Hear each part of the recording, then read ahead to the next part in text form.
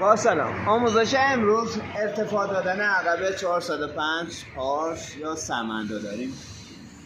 هر سه ماشین یه نوع اکسل زیره اون قرار گرفته.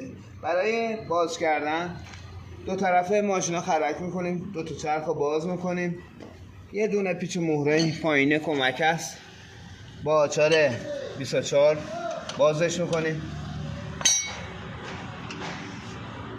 جک ها قرار میدیم زیر کاسه چرخ تا بیاد بالا به راحتی. پیچ کمک بیرون بیاد. برو جک ها بالا یکم. جک رو بزنیم خوبه. جک رو که بزنیم بره بالا به راحتی. پیچ کمک بیرون میاد. کمک ها به سمت پایین میدیم. اون طرف هم به همین ترتیب باز میکنیم و جک رو قرار میدیم و پیچ کمک ها در میاریم تا برسیم به میل تعادل. اون طرف هم ما باز کردیم. جک رو برو بالا. دو تا میل موج برای میلای تعادل هست، یکی اینجا یکی اون بالا یکی همینجا که سه تا میل تعادل داریم. یه دونش این طرفی دقیقا پشت ژامبون قرار داره که اینجا با یه میله قرار میدیم. با ضربه زدن چکش میله را درش میاریم. جک رو بزنیم بالا. این زائده از پشت میل عقب میره و به راحتی میشه در بیاره. با ضربه زدن چکش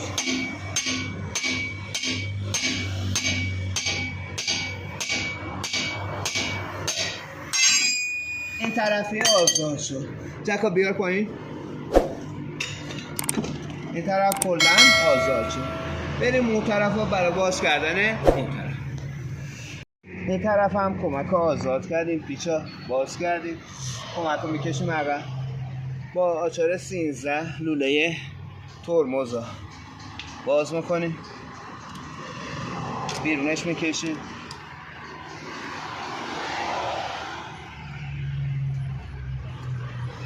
میدیمش یک کنار. این میله را که اینجا قرار داره، اینجا دقیقا میزنیم تا بیرون. چکش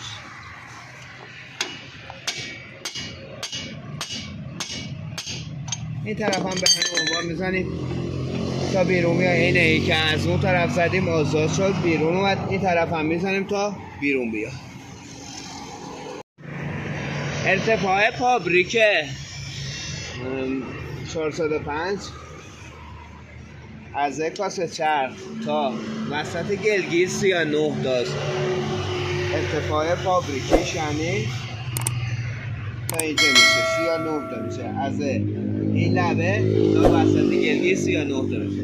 برای ارتفاع دادن ما حدوداً 45 تا مثلا ارتفاع بدیم که تقریبا 9 انگشت از لاستیک تا گلگیر 9 انگشت میشه. بریم برای ارتفاع دادن. اهرام کن یا اهرام قرار میدیم به این شکل. برو پایین. الان 42 تا به 45 تا اینجا میشه. بریم 45ش کنیم. دقیق 45 عرضه رو کاسه چرخ تا اینجا 45 شد. میزنیم سر جاش میل تعادل و با ضربه زدن چکش میزنیم.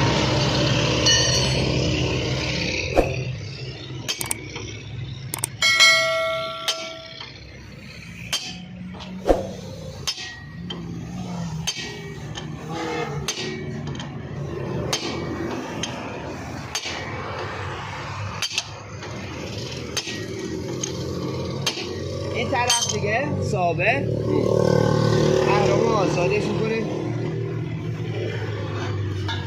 اون طرف هم به همین شکل از گلگیر تا کاسه چرخ 45 تا میگیریم تا ارتفاعی که مشتریمون خواسته به وجود بیاد. این طرف هم 45 میگیریم و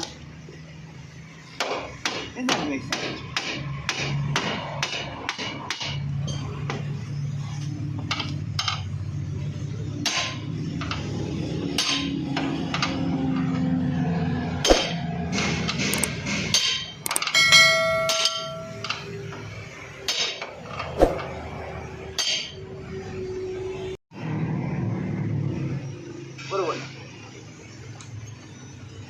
برو بالا. با قرار دادن جک باز پیچ کمک ها میزنیم جا. صبر کن. به خاطری که ارتفاع خیلی زیاد داده برو بالا جک. فشار خیلی زیادی پشتشه. برو بالا جک. برو یکی دیگه. خوبه. اینقدر زیاده فشار که الان کلا خرک از زیر خودرو آزاد شده. مهرشو میبندیم. جکو بیار پایین. یواش.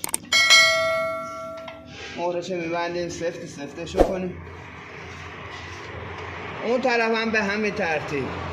جکو میزنیم زیر گاسوچر، میبریم بالا. کمک ها پیچیشو میزنیم سر جاشو با آچار 24 سفتش میکنیم.